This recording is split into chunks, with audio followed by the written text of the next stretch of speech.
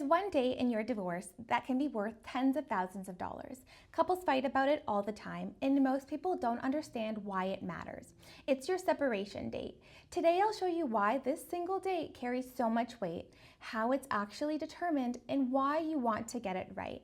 Welcome. I'm Amanda Willing, an Ontario family and divorce lawyer, and this is episode 2 of our Starting Over series.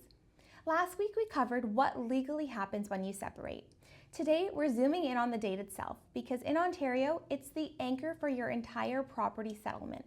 If you're married, Ontario divides property through something called equalization of net family property. Don't let that name scare you. The idea is simple.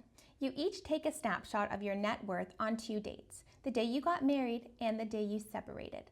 The growth in between, what you built during the marriage, is what gets shared so you both walk away roughly even. That means your separation date is the finish line. Everything you own and owe on that date gets counted and valued. Your house, your pension, your investments, your businesses, all measured as of that date. And here's the practical punchline. In general, increases in value after you separate are yours to keep, and debts you take on after you separate are yours alone. So the exact date can swing the numbers a lot. A few months can mean a meaningful difference in a pension value or an investment account that's moving. So how do we pin that date down?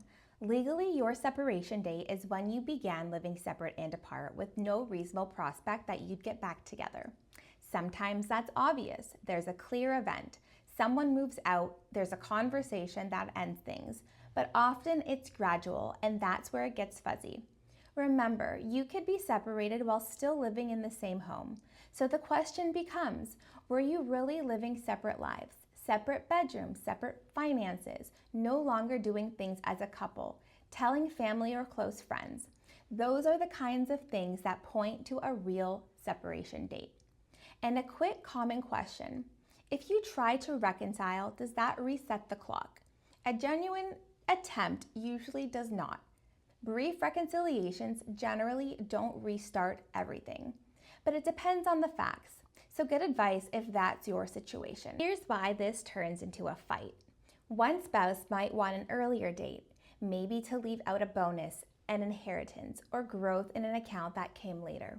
The other might want a later date for the same reasons in reverse. That's not anyone being difficult. It's just that real money rides on this, which is exactly why you document it. Keep the evidence, the texts, emails around the breakup, the date you told your family, when you opened your own bank account, when you physically separated your lives. If your date is ever questioned, that record is gold. One last reason this date matters. It starts the clock on deadlines too.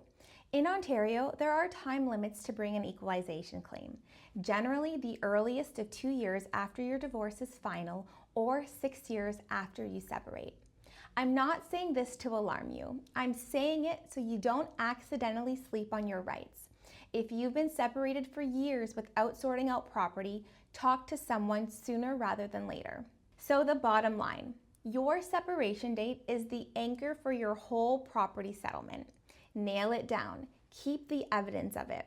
It's one of the most valuable pieces of your file, and it's free to protect. If this is where you are right now, download our free separation checklist. The link is in our bio.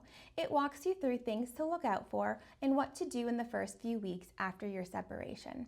If you'd like to discuss further, we offer free 15-minute strategy calls to discuss your situation.